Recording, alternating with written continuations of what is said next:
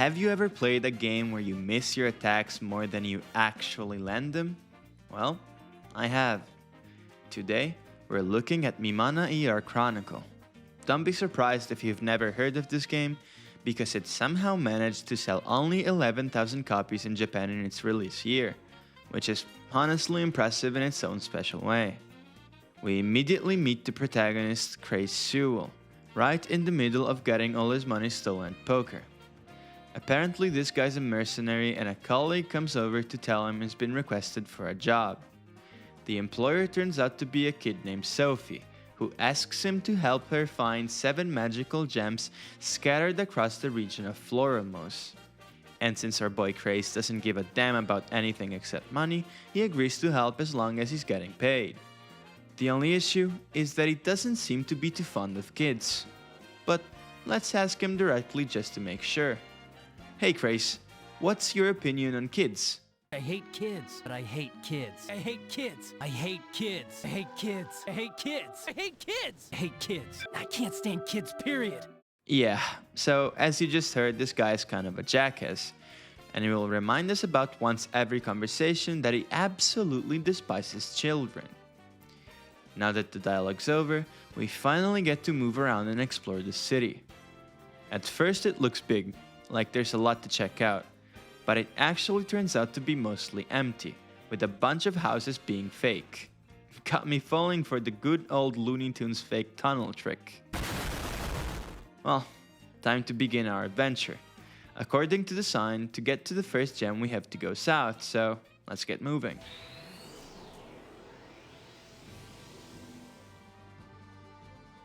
Ready, guys? Here they come! Shit, that was one long animation. Can we get a replay on that?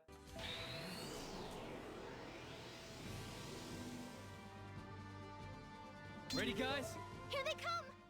8 seconds. Between the start of the encounter and the moment you can actually move your character, 8 whole seconds go by. Now, that might not sound offensively long at first, but you have to consider that this game has random encounters in basically every area outside the city, and the encounter rate is absurdly high, which means that in every single area, entire minutes are spent just staring at this animation. Now, on to the combat. Yeah. So, in theory, it plays like a side-on battlefield action RPG. You control Craze and can set your party members' automated behavior through the menu. It does sound fine, but this combat system has so many issues that I genuinely cannot believe somebody playtested this and thought, yeah, this is good to ship. Starting with the fact that holy shit, this guy cannot hit an enemy to save his life. The concept of missing attacks was introduced in turn-based games to simulate the idea that, in real time, not every attack would connect. But in a game like this, where you already have to physically line up your attacks in real time, it makes absolutely no sense for the game to also randomly decide that you miss anyway. Because it's not even hard to naturally whiff attacks in this game to begin with. So when you combine awkward hitboxes with random misses, combat ends up looking something like this.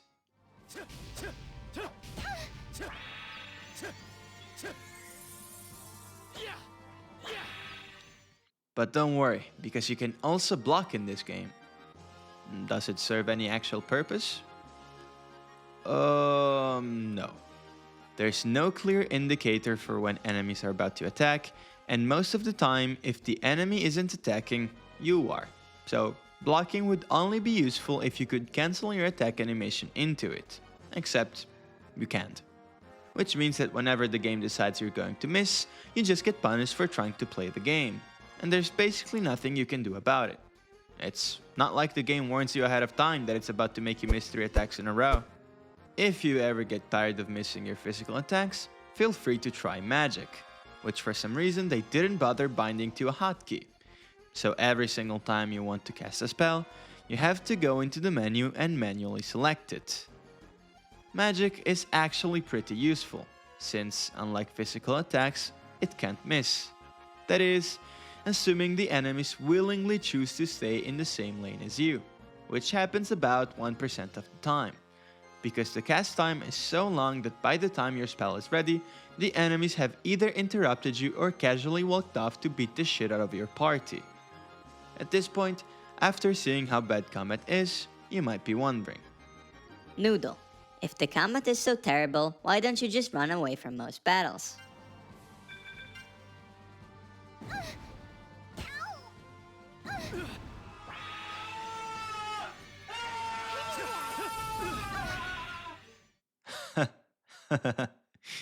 You fool!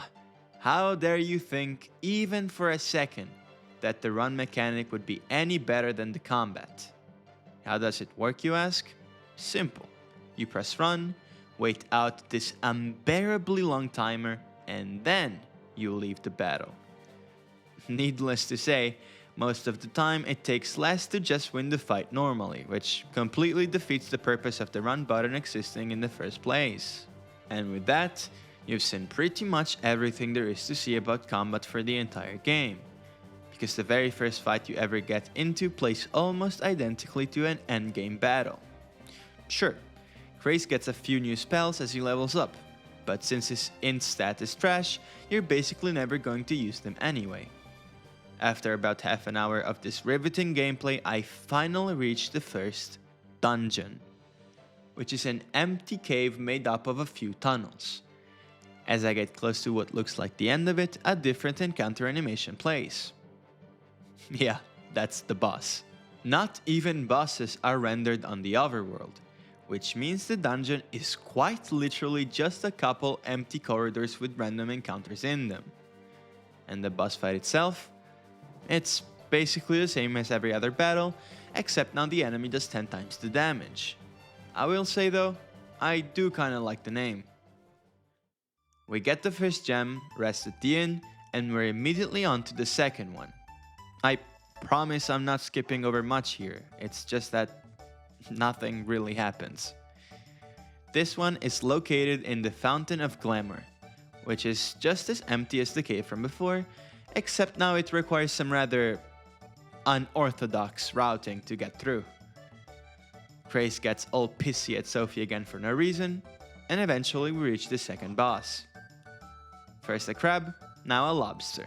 I'm telling you, the director must have been craving seafood when he came up with these designs. We beat it, Krace continues his lifelong mission of being a dick to Sophie, and we collect the second gem. As I was making my way back to the city, I started hitting the cha-cha slide and accidentally discovered that for some reason it lowers the encounter rate significantly, because this is the furthest I've walked without being interrupted by an encounter by a long shot.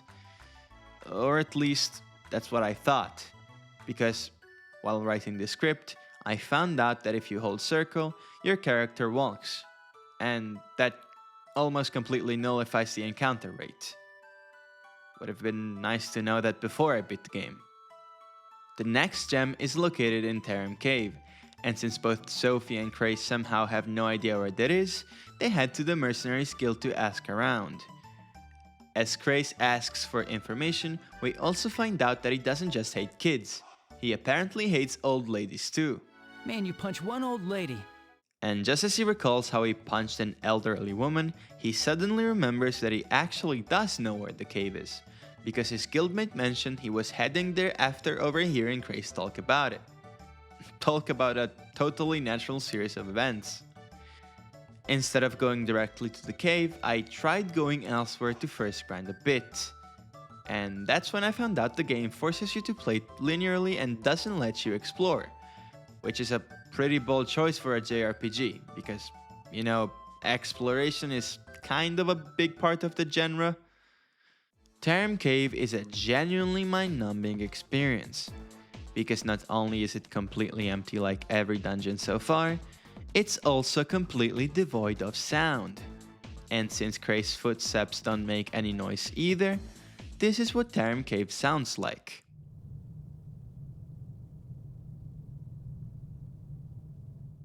As we approach the end of this miserable place, we run into Otto's corpse and the big baddie of the game, who apparently knows about both the gems and Krace's personal life.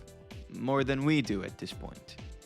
He vanishes into thin air after some stereotypical villain rambling, and we get the gem without even fighting the boss since it's already been taken care of. Before heading off to find the fourth gem, Crace and Sophie run into a girl who's very adamant about Crace taking off his clothes, although her motives aren't exactly clear yet. So naturally, after being forced to run away from her, we leave the city and head over to the Ishtar ruins, where the fourth gem is located. This dungeon is horrible. Not only is it empty like all the others, not only is it also played in near total silence, but it's also absolutely massive, and every room looks the exact same. Don't believe me? Well, don't take my word for it. Gosh, every single one of these rooms looks just like all the others. Which makes me wonder why, if the developers were clearly aware of it, they still chose to leave it like that. This dungeon was genuinely psychosis-inducing to go through.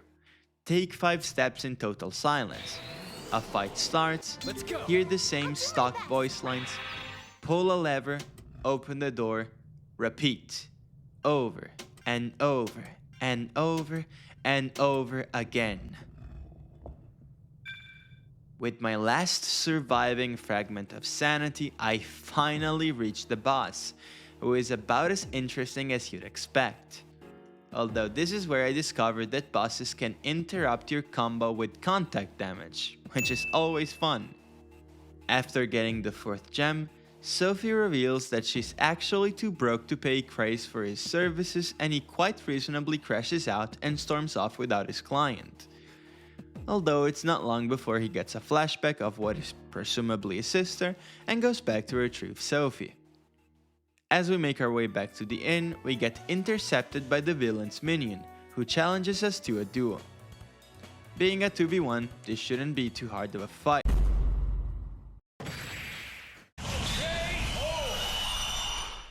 Before we can get brutally murdered by Fade, the molester we met in town shows up, saves us, and escorts us back to the inn.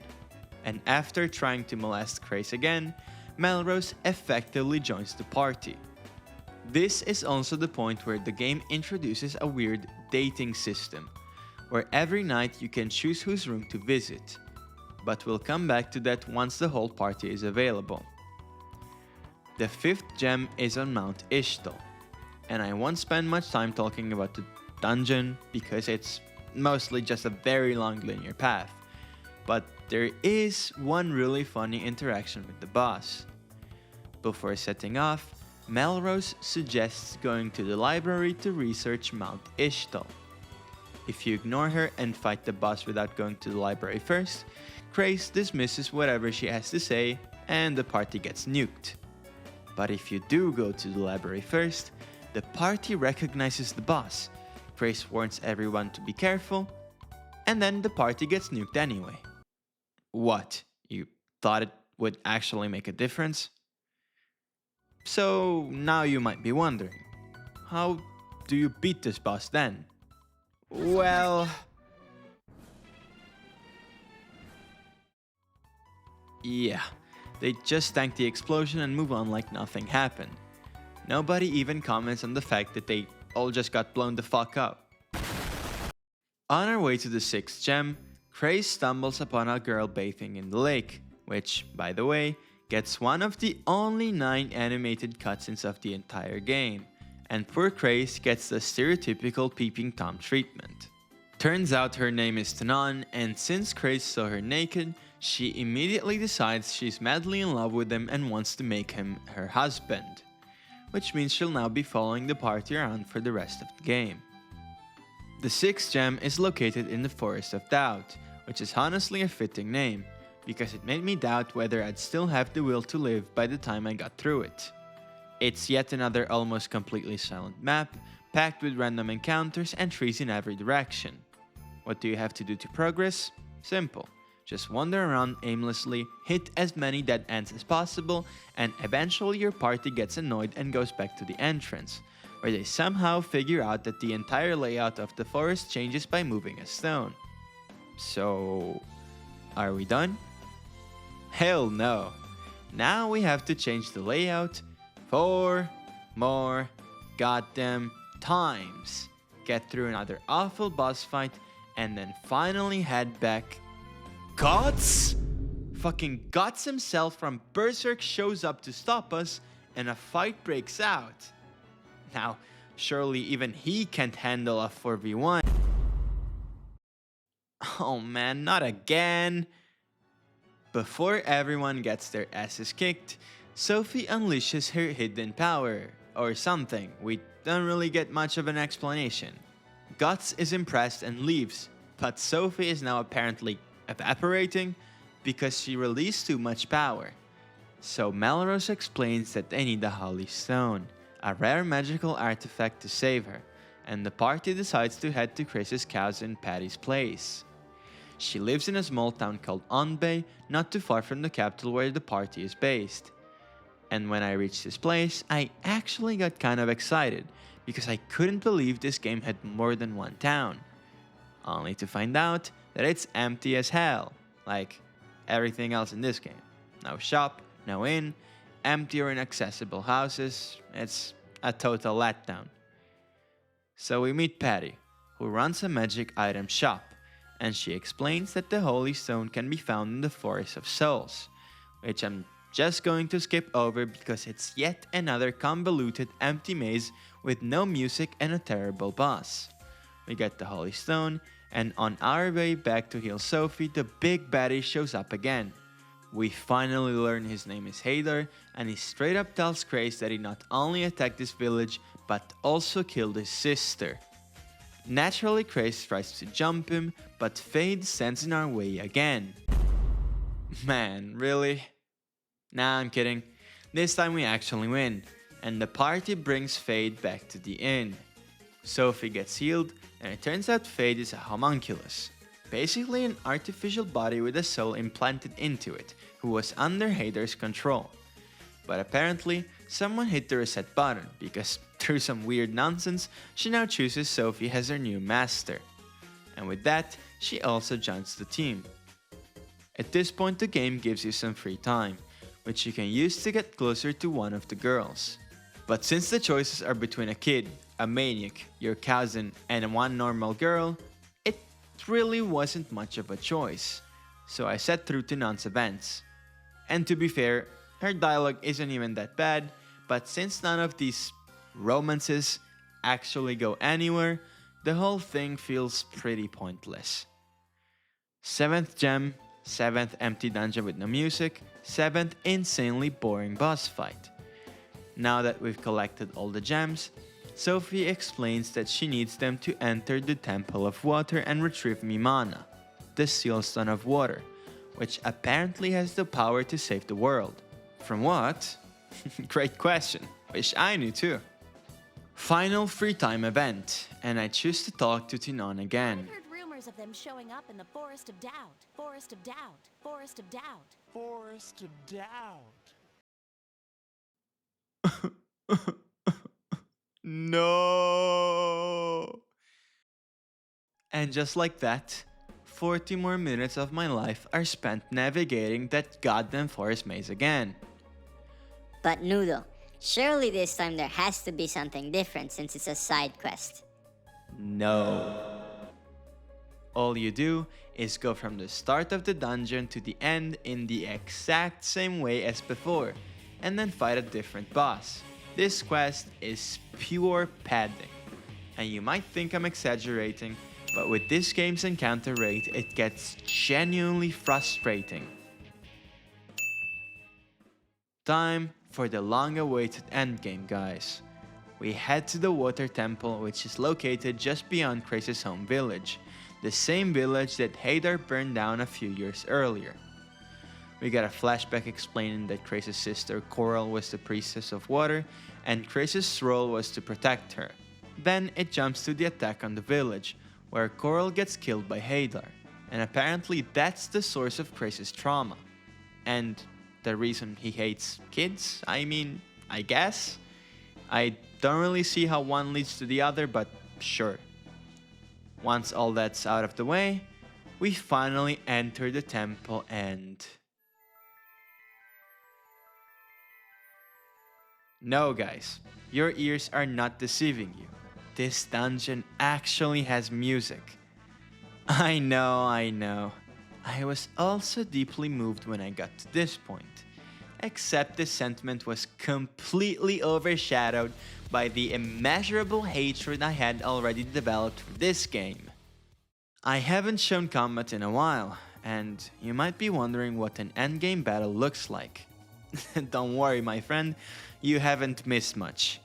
There are just more enemies on the screen now, which means instead of mashing X for 10 seconds, you have to mash X for 15 seconds. Crazy progression. The entire dungeon simply consists in climbing multiple sets of stairs and pressing a button at the top of the tower. Do some more dungeon crawling and boom, we're at the final boss. And wow, it's Hadar. What a shocker. Turns out he needed Krace to come here because he unknowingly holds the key to the seal stone inside his body. Then Hadar also reveals that Fate's catalyst was Coral all along. Who could have seen that coming? Krace is obviously shaken to his core, but I have one question. How did he not recognize his own sister just because her eyes were closed? This is like Superman disguising himself with a pair of glasses. Anyway, Hadar extracts Coral's soul and offers it to the water dragon. Yeah, that sure is an interesting looking dragon. Now all Hadar needs is the master key, so all that's left is to kill Krace. Yet even after carefully orchestrating this entire plan, he somehow didn't foresee that he would get brutally staggered to death in a matter of seconds. What a mastermind. As Hadar falls, the dragon fully absorbs Coral's soul and the final battle begins. Dragon God Mimana.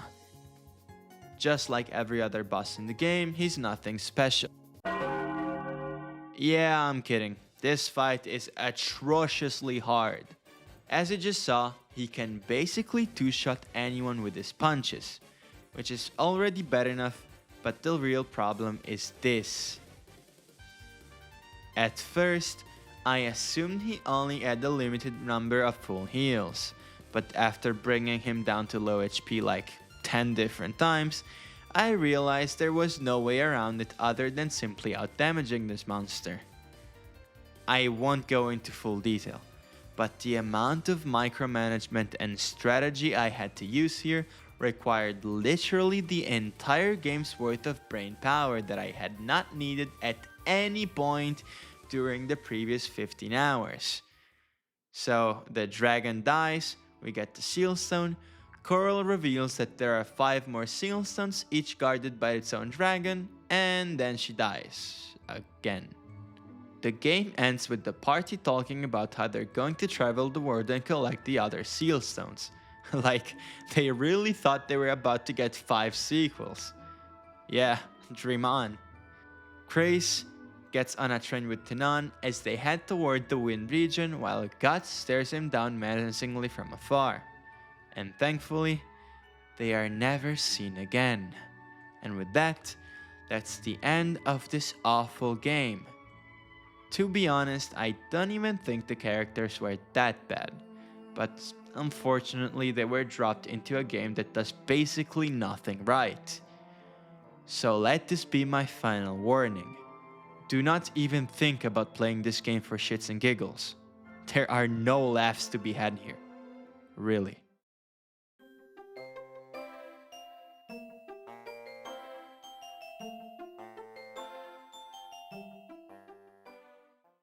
I can't stand kids, period.